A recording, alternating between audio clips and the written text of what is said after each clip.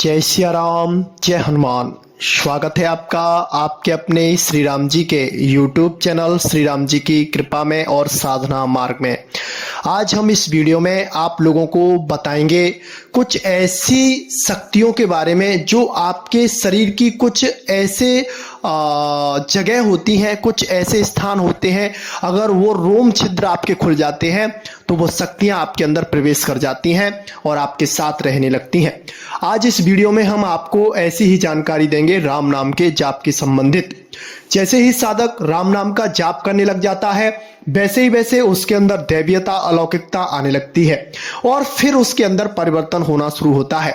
जो दिव्यता, अलौकिकता आती है वो हमारे शरीरों के रोमों के माध्यम से, और कुछ हमारे छिद्र ऐसे होते हैं जिन छिद्रों के माध्यम से वह शक्तियां हमारे अंदर प्रवेश करती हैं और हमें वो पॉजिटिविटी और हमारे जीवन में परिवर्तन करवाती हैं।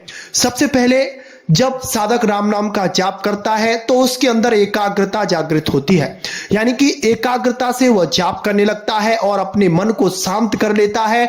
जैसे ही उसका मन शांत होता है फिर मन उसका एकाकार होकर जब जाप में लग जाता है, जब राम नाम के भजन में लग जाता है, वैसे ही उसके अंदर दैवीयता, अलौकिकता स्वतः ही प्रकाशित होने लगती है। जो शक्तियां होती हैं वो हमारे कुछ शरीर के छिद्र ऐसे होते हैं, उन छिद्रों के माध्यम से प्रवेश करती हैं। जैसे ही जैसे आपका राम नाम का जाप बढ़ता है, उसकी ऊर्जा बढ़ती है, तो आपके नेत्रों की जो चमक है, जो आकर्षण शक्ति है वो बढ़ जाती है। यानी कि आप किसी को अगर एक टक देख भी लेते हैं या फिर आपके नेत्रों की तरफ कोई देख लेता है, तो अगर उस पर कोई नेगेटिविटी होती है या फिर उसके अंदर कोई पॉजिटिविटी होती है तो उसकी नेगेटिविटी, पॉजिटिविटी उसको महसूस कराने लगती है। नेगेटिविटी होगी तो वो चिल्लाने लगेगा और आपके सामने खड़ा नहीं हो पाएगा। अगर उसके पास पॉजिटिविटी होगी तो वो आपके पास बैठेगा, आपसे बात करेगा और आपके साथ रहेगा, आपका हर तरह से वह सहयोग करने लग जाएगा। और नेत्रों के माध्यम से ही राम नाम की शक्तियां आपके अंदर प्रवेश करना शुरू कर देती हैं, चूंकि ऊपरी शक्तियां हैं। यानी कि जो आप ये समझ लें, जो हमारे 7 मंडल होते हैं, पिशाच मंडल हुआ, देव मंडल हुआ, प्रेत मंडल हुआ, पितृ मंडल हुआ, उन मंडलों में से शक्तियां अपने अपने स्थानों पर प्रवेश करती हैं, उनकी अलग अलग जगह प्रवेश करने की होती है। जब नेत्रों से शक्तियां आपके अंदर प्रवेश करती हैं तो नेत्रों के माध्यम से आप शक्तिपात करने लग जाते हैं, यानी शक्ति आप दूसरों के अंदर ट्रांसफर करने लग जाते हैं। आपने देखा होगा बहुत से साधक, बहुत से ऐसे भक्त हैं जो दरबार चलाते हैं या फिर उन पर कोई दिव्य शक्तियां, कोई संत है, अगर वो आपकी तरफ दृष्टि भर के देख लेते हैं तो उनकी दृष्टि से ही आपके अंदर ऐसी हलचल उत्पन्न हो जाती है, ऐसा प्यार उनके प्रति जागृत हो जाता है कि आप उनके बिना रह नहीं पाते हैं।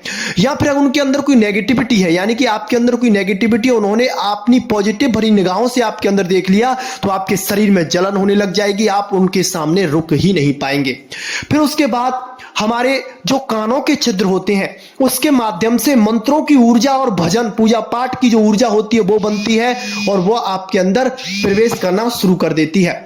जैसे ही भजनों की और मंत्रों की शक्तियां आपके अंदर प्रवेश करती हैं तो वो आपके मन को एक तरह एकाग्रित करके उसकी शक्तियों को बढ़ाना शुरू कर देती हैं।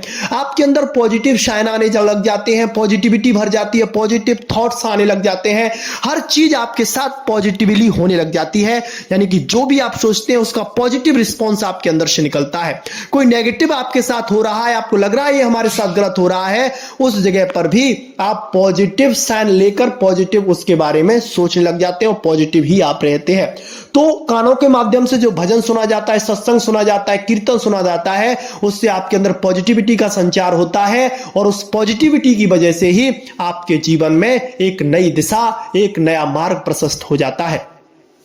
जो हमारे नाक होती है, यानी कि जो नासिका होती है, उसके माध्यम से हम जैसे भगवान की पूजा करते हैं, उसमें धूप बत्ती, अगरबत्ती या फिर जो भी सुगंधित पदार्थ उनको अर्पित करते हैं, वो सुगंधित पदार्थ प्रभु को स्पर्श करके आपकी नासिका के माध्यम से आपके अंदर जाते हैं। उससे आपके विकार नष्ट होते हैं, उससे आपके अंदर काम, क्रोध, लोभ इत्यादि जो भी बुरे बुरे विकार आते हैं वो नष्ट हो जाते हैं, धीरे धीरे धीरे सब शांत होते हैं। मन आपका चंचलायमान चलायमान रहता है, यानी चलायमान रहता था वो शांत रहने लग जाता है, आप एकाग्रचित होने लग जाते हैं। और साधना में जो सबसे बड़ी सफलता का मूल कारण होता है वह होता है आपकी एकाग्रचित्ता।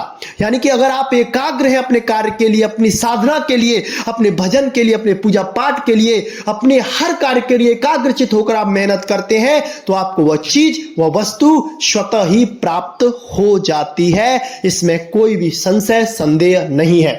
अब आता है आपके मुंह के माध्यम से।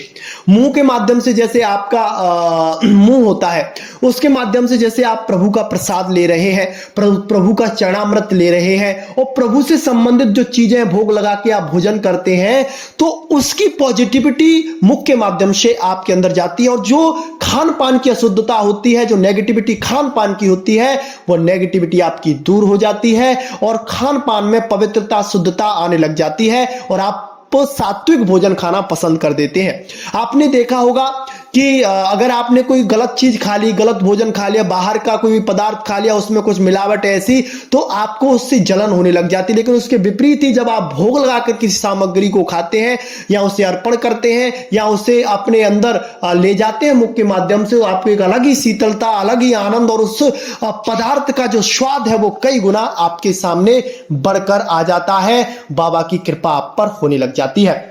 तो ये कुछ छिद्र होते हैं हमारे शरीर के, इसके माध्यम से आपके अंदर परिवर्तन आते हैं, शक्तियां आती हैं, ऊर्जाएं आती हैं और आपके जीवन में भी चमत्कार होना शुरू हो जाता है। तो मेरे प्यारे श्री राम जी के भक्तों, आज के लिए बस इतना ही। मिलते हैं आपसे बहुत जल्दी ही एक ऐसी नई जानकारी के साथ। तब तक के लिए जय श्री राम, जय जय हनुमान।